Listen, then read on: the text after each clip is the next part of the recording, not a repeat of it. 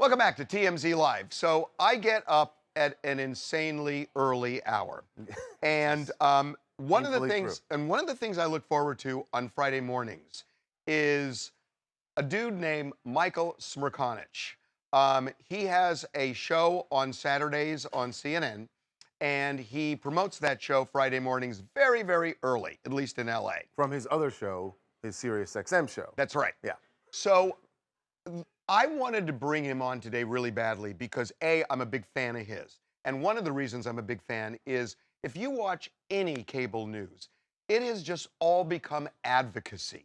That everything that's presented is advocacy. And you don't feel like you're getting the whole story or even the real story. Referring to one or the other presidential candidate. That's right. Right. He has his views, but he's one of those rare people who just can speak truly objectively. And he said something this morning that so struck me, a couple of things, but something that so struck me that I just thought we have got to have him on, and he agreed. So Michael Smerconish, welcome to TMZ Live. Thank you. Appreciate that intro. Mean that intro. So the thing that really struck me was when you said this could end up being a Ted Lasso versus Yellowstone election. I loved that. I loved that. Do explain. I wish I could take credit for it as an original thought of mine, but what I was explaining is that there's data out there to suit any objective and any outcome of this election, and I'm knowledgeable in all of it, and yet when I'm asked, I say, I don't know how it ends. It could end with Kamala Harris eking out a victory, having a decisive victory. It could end with Trump doing likewise. We could all on Wednesday, Thursday, and Friday still not know the outcome. But when I look at the different metrics, of course, I'm looking at the polls. And you know the story that they tell. In the national surveys, the reputable ones, she's probably got a slight lead. In the battleground states, margin of error kind of stuff in all 7. The betting markets, they seem to favor Donald Trump. But Harvey, I don't know. Charles, I don't know. That could be a couple of crypto bros who are putting a lot of money down and influencing the outcome of that market. The stock market seems to favor the incumbent party when the market is as robust as it is today. And then the factor that Harvey raises, which is, what are the cultural touchstones? And I had a guy on my radio program, an academic recently from Catholic University, who wrote on exactly this issue. And he says, you look at the TV shows and you look at the movies and the cultural icons of the era, and he singled out Ted Lasso. He said it's a Ted Lasso world in which we're living. And my response was to say, isn't it just as much a Yellowstone world in which we're living? And like therein lies the ability to pick your poison and come to whatever conclusion you want to come to. So is it that supporters of one candidate are watching one of those shows? I mean, it's pretty clear what the lines would be. But as someone who watches both shows, what does that say for me? And I think there are a lot of people it's a good thing. Who watch both of those shows. No, that's a good thing. That means that you're independently minded and you have good taste, because I love both of them in the same way. But for certain among us, the world has become such a black and white place, including where we go for our media. This fragmentation, I mean, we're all of an age that we remember what it was like to tune in for the Seinfeld sign-off.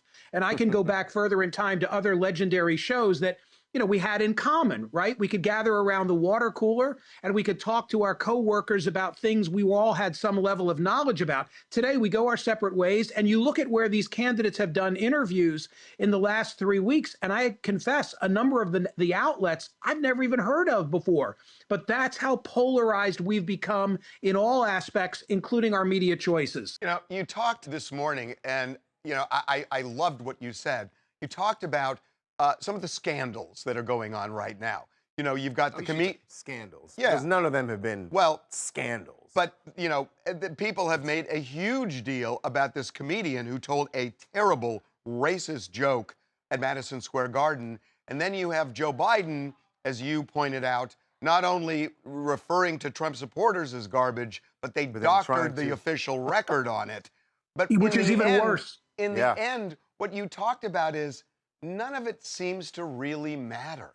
That it's a wash. Look, every day has brought more of these. I think it's all noise. And the reason that I think that it's all noise is because I look at the result of 2016, 2020, and what the data all says about today, and it seems as if nothing has changed, nothing at all, and that there are probably 3% of the electorate who are in play and nobody else. I said on radio today, guys, that I am of the opinion that if Joe Biden were still the candidate, okay, if Biden had never stepped aside, notwithstanding that horrific debate appearance, we would probably be in the exact same place. Okay, finally, I have a bone to pick with you on something. Go ahead.